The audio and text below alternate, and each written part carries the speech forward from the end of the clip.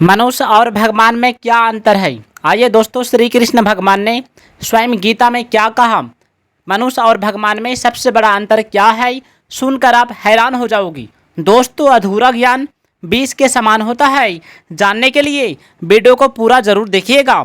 मनुष्य जन्म संपूर्ण जन्मों का अंतिम जन्म है। भगवान ने जीव को मनुष्य शरीर देकर उसे जन्म मरण के प्रवाह से अलग होकर अपनी प्राप्ति का पूरा अधिकार दिया है, परंतु यह मनुष्य ईश्वर को प्राप्त न करके लगाव के कारण फिर पुराने प्रवाह में अर्थात जन्म मरण के चक्र में चला जाता है। परमात्मा की यह एक अलौकिक विलक्षणता है कि वे भूखे के लिए अन्न रूप में, प्यासे के लिए जल के रूप में और विषय के लिए शब्द, स्पर्श, रूप, रस और गंध रूप में बनकर आते हैं। वे ही मन, बुद्धि, इंद्रियां बनकर आते हैं। वे ही संकल्प, विकल्प बनकर आते हैं। वे ही व्यक्ति बनकर आते हैं। वे ही दुख स्वरूप में आकर मानव को चेताते हैं कि वे अगर इन वस्तुओं को भोग्य मानकर इनके भोक्ता बनेंगे तो इसके परिणाम स्वरूप उन्हें दुख ही दुख भोगना पड़ेगा। इसलिए मनुष्य को लज्जा आनी चाहिए कि वे भगवान को भोग सामग्री बनाते हैं। उनके सुख के लिए भगवान को सुख की सामग्री बनना पड़ता है। ईश्वर कितने दयालु होते हैं कि प्राणी जो कुछ मांगता है भगवान वैसे ही बन जाते हैं। सोचिए, ये भोग्य पदार्थ हमारे साथ कब तक रहेंगे और हम पदार्थों के साथ कब तक रहेंगे? मनुष्य अपने स्वभाव को निर्दोष शुद्ध बनाने के लिए सर्वदा स्वतंत्र है, लेकिन जब तक उसके भीतर कामना पूर्ति का उद्देश्य रहता है तो वह अपने स्वभाव को सुधार नहीं सकता। भगवान की दृष्टि में सब कुछ उनका ही स्वरूप है, इसलिए भगवान में किसी के प्रति जरा भी पक्षपात नहीं है। बुद्धिमान व्यक्ति वे होते हैं जो परमात्मा की शरण में होते हैं। वे परमात्मा को सर्वोपरि मानते हैं। मध्यम बुद्धि वाले मनुष्य वे होते हैं जो देवताओं की शरण में होते हैं। वे देवताओं को अपने से श्रेष्ठ मानते हैं, जिससे उनसे थोड़ी नम्रता और सरलता रहती है। मूर्ख मनुष्य वे होते हैं जो भगवान को देवता जैसा नहीं वरना सामान्य मनुष्य जैसा मानते हैं। वे स्वयं को ही श्रेष्ठ मानते हैं। मनुष्य शरीर विवेक प्रधान है, अतः मनुष्य की प्रवृत्ति और निवृत्ति पशु पक्षियों की तरह न होकर अपने विवेक के अनुसार होनी चाहिए, परंतु मनुष्य अपने विवेक को महत्व न देकर राग और द्वेष को लेकर ही प्रवृत्ति और निवृत्ति करता है, जिससे उसका पतन हो जाता है। कोई युवा यह न सोचे कि उसकी अभी न वृद्धावस्था है और न मृत्यु है, अतः वह रोग मृत्यु से अभी मुक्त है। वास्तव में रोग मृत्यु से मुक्त नहीं है, क्योंकि जब तक शरीर के साथ संबंध है तब तक रोग मृत्यु से रहित होते हुए भी वह इनमें मुक्त नहीं होते।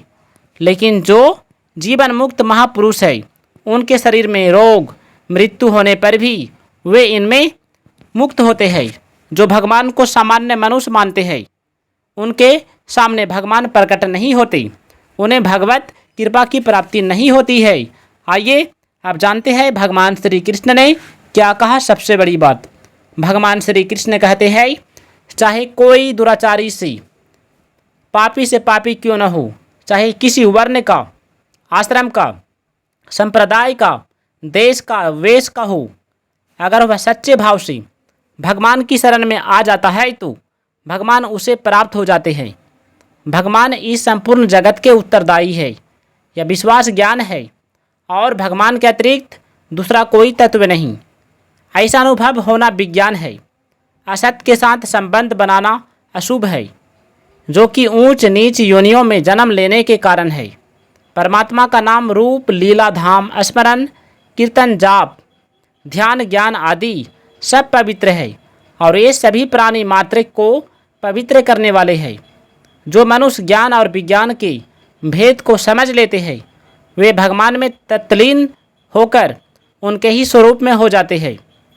संसार के साथ हमारा संयोग और परमात्मा के साथ हमारा वियोग कभी हो ही नहीं सकता। परमात्मा सभी योनियों में हमारे साथ रहते हैं, परंतु केवल मनुष्य योनि में ही परमात्मा को पहचाना जा सकता है। अन्य किसी योनि में नहीं। प्रकृति परमात्मा की एक विलक्षण शक्ति है। यह न तो परमात्मा से भिन्न है न अभिन्न।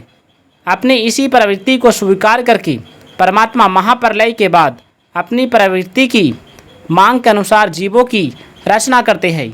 भगवान संसार की रचना प्रकृति को लेकर करते हैं और प्रकृति संसार की रचना भगवान के नेतृत्व में करती है। भगवान शरीर के आश्रित नहीं होते।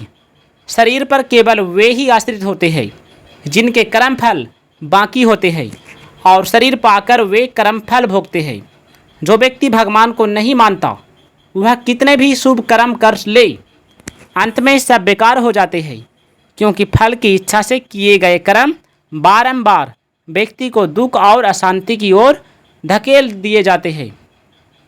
जो लोग अपनी स्वार्थ पूर्ति में, अपनी इच्छा पूर्ति में, अपने जीवन को धन्य बनाने में लग जाते हैं, दूसरों को कितना दुख हो रहा है, दूसरों की कितनी हानि हो रही है, इसकी उन्हें जरा भी चिंता नहीं। वे आसुरी स्वभाव वाले हो जाते हैं। जिन लोगों की स्वार्थ पूर्ति, इच्छा पूर्ति में कोई बाधा खड़ी होने पर वे क्रोधित हो जाते हैं और दूसरों का अहित करने से भी नहीं चूकते, वे राजसी स्वभाव वाले होते हैं।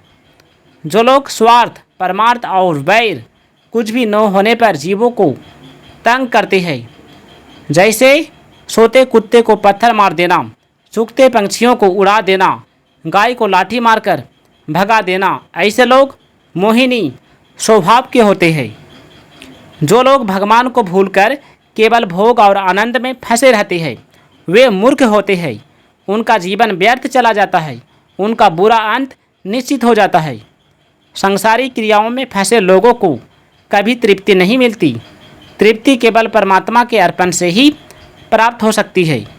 मनुष्य के पास जो कुछ सुख सुविधाएं, भोग आनंद की सामग्री है वह परमात्मा के रूप में मौजूद इस विशाल संसार की सेवा के लिए है, लेकिन लोग इसे अपना मानकर भोगते हैं और मालिक की बजाय इनके गुलाम हो जाते हैं। इस सामग्री के खोने पाने को वे अपना खोना पाना या बनना बिगड़ना मानने लगते हैं। यही उनके विनाश का कारण बनता है। जब मनुष्य स्वयं को भगवान के प्रति समर्पित कर देता है तो चाहे कैसे भी प्रतिकूल या अनुकूल परिस्थिति आए वह सब भगवान की दया और कृपा में बदल जाती है। जाति और आचरण को लेकर व्यक्ति को परमात्मा की ओर से निराश नहीं होना चाहिए। जाति और आचरण नष्ट होने वाले तथा बनावटी है, पर भगवान के साथ व्यक्ति का संबंध नित्य तथा वास्तविक होता है। संसार के लोग बाहरी आवरण से प्रभावित होते हैं, जबकि परमात्मा भीतरी भाव से। दोस्तों, यदि वीडियो अच्छा लगे तो वीडियो को लाइक कीजिएगा, चैनल को सब्सक्राइब कीजिएगा और कमेंट में जय श्री कृष्ण अवश्य लिखिएगा।